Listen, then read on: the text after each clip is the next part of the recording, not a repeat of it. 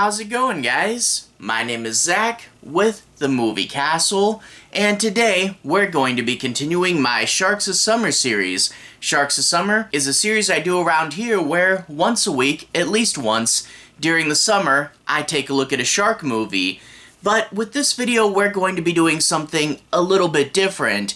You see, I've covered and talked about and reviewed shark movies for quite a few years, and doing those reviews, I would repeatedly mention the same weird and sometimes oddly specific tropes over and over again, and I figured it was about time I do a video just talking about these tropes and addressing them and you know, kind of analyzing them a bit. Now, I did make a list of 10 tropes. This isn't a top 10 list. I decided to put them in an order that I felt flowed better, but we are going to be looking at 10 of them, and I'll also say, if there's any tropes that you think I should have discussed that I missed, feel free to leave them in the comments. But anyway, let's go ahead and dive right in.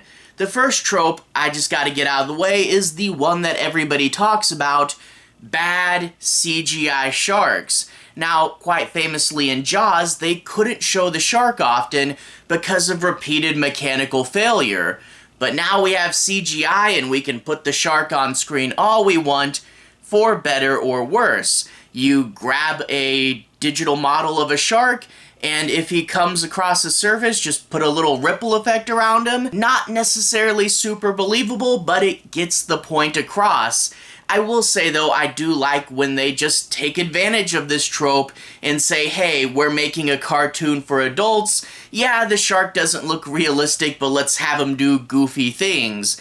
But of course, it doesn't always look great, and especially when the shark has to interact with a real-world object, that can really call it out. But bad CGI is the most famous bad modern shark trope. Let's look at another one, though. Another infamous shark trope is people dying in waist-high water.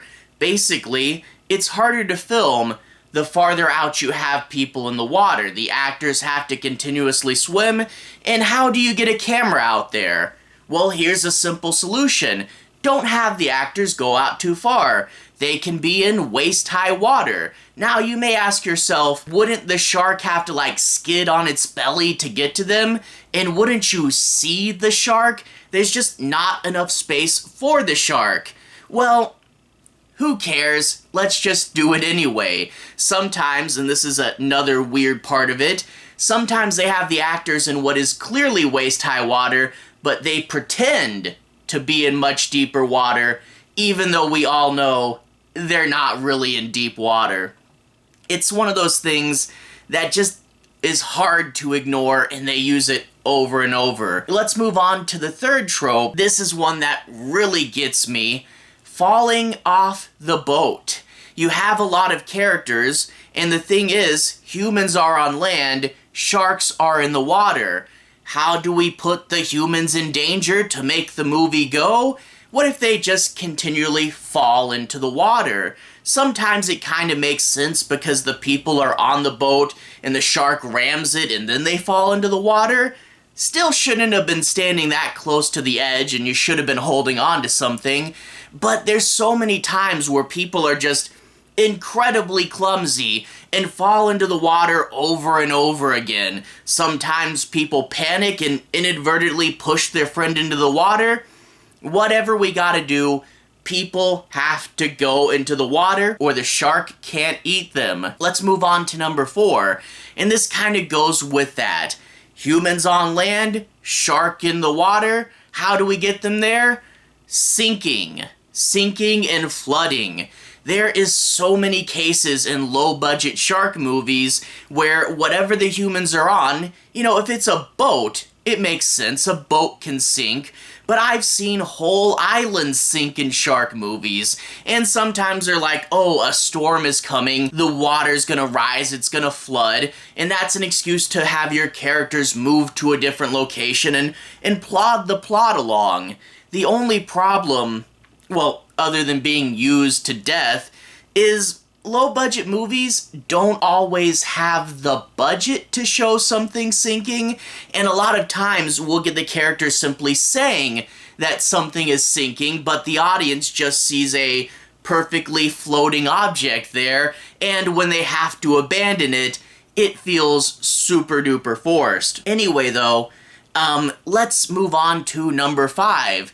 And this is a mistranslation from Jaws, and that is sharks hate big businesses. In the movie Jaws, the mayor wanted to keep the beaches open because 4th of July was coming up, and that was a crucial part of their town's economy, and if he just shut down the beaches because he was panicking, the town would be crippled and people wouldn't re-elect him. But of course, there was a shark. Now, people want to copy this trope, but they're not as clever as Spielberg, and whenever there's any business, an aquarium, a hotel on the waterfront, some sort of water sports thing, if big businesses are close to the water, the shark will hate it. We've inadvertently made sharks into socialists, I guess? I don't know, but sharks hate big businesses. Here's another one that's kind of tied to that. Global warming will make a shark do absolutely anything the writer wants it to do. You know, you have people going, a shark wouldn't be in that area or in that type of water, or a shark normally wouldn't be that aggressive, or maybe a shark doesn't normally have 2 heads or a superpower or anything else. But luckily, global warming can just be our blanket excuse and can make the sharks do whatever they want. Is that how the science behind it works? Yeah, probably not. But more importantly, putting an environmentally friendly message in your movie is more likely to get it greenlit, so it kind of does 2 things. It lets the plot happen, and it gets us a budget. However, I do want to say, I don't think global warming gives sharks superpowers, and I don't think that's a controversial stance. Let's move on. Number 7, we're sympathetic to the shark, but we gotta blast it. And this is one of those things, like, as a moviegoer, I kind of have to consider movie sharks and real sharks to be 2 completely different species. Obviously, in real life, sharks aren't really that aggressive and don't kill many people, but in movies, they're big, scary monsters. You do get some movies that try to address it and try to say, it's a shark, it's a misunderstood animal. Okay, cool. But that being said, we don't have an exciting action climax if it's not something we have to blow up.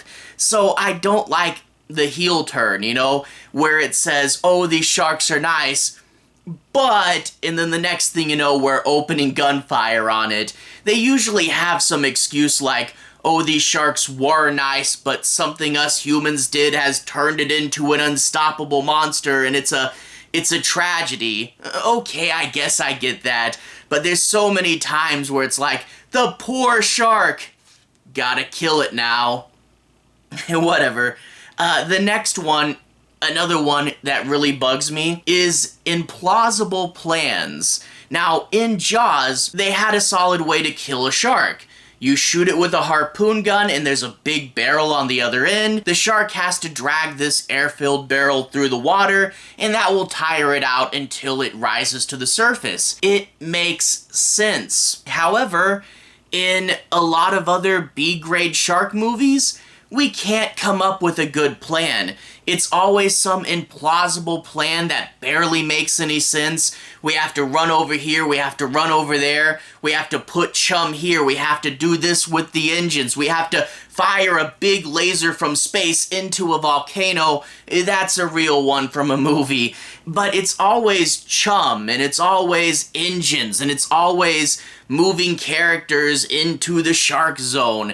It's all these plans that are always so convoluted and would never work in real life. And I really wish we would have a shark movie that would think things out and come up with a real plan that would actually work. That really does bug me. Another one that bugs me, number 9, PG-13 partying. You're a horror movie, you're set on the beach, so there's a ton of bikinis. You kind of want to make a movie where the characters are wild and crazy and they party. A lot of these are made-for-TV movies, though, and a lot are rated PG-13. It is so incredibly awkward, all these wild and crazy, but not really PG-13 parties, and if you can't do something, just don't do it. But there's so many just awkward moments where the movies want to be, you know, like sexy or something, and they really can't be, and I'm like, don't, just, it's a made-for-TV movie, don't try it, this is super awkward. So yeah, PG-13 parties, let's just not do this one. The last trope I want to mention is something I've seen a few times lately. Number 10 is let's make a serious shark movie. Obviously, we had Jaws, which was a real, scary, honest-to-goodness shark movie. And every now and then we'll get a 47 meters down, one that legitimately does it again. But so many times we see these micro-budget shark movies say, I'm gonna do it. I'm gonna be the next big, serious shark movie. And if they did it, that would be no problem. If it was a legitimately scary shark movie, that would be great. The thing is, they almost never do it. The thing is, they always revert to these cheesy, low-budget problems, but when they're serious about it, they never have any fun with it. And in turn, whenever I see, oh, we're making a shark movie, but it's serious, but it's not one of the good ones I've heard about before, I'm like, oh no, it's gonna be just as dumb as those other ones, but we're not gonna have any fun with it. And for real, if you could do one, that would be great. But it's so incredibly rare that we get a good, serious one. I'd say just have fun with it. At the end of the day, a good, cheesy shark movie is a great way to spend a lazy Saturday afternoon, have a few laughs, and watch the sharks do ridiculous things. I think that's why a lot of us love them, and why a lot of us dig super deep into these weird, obscure Sci-Fi Channel movies and stuff.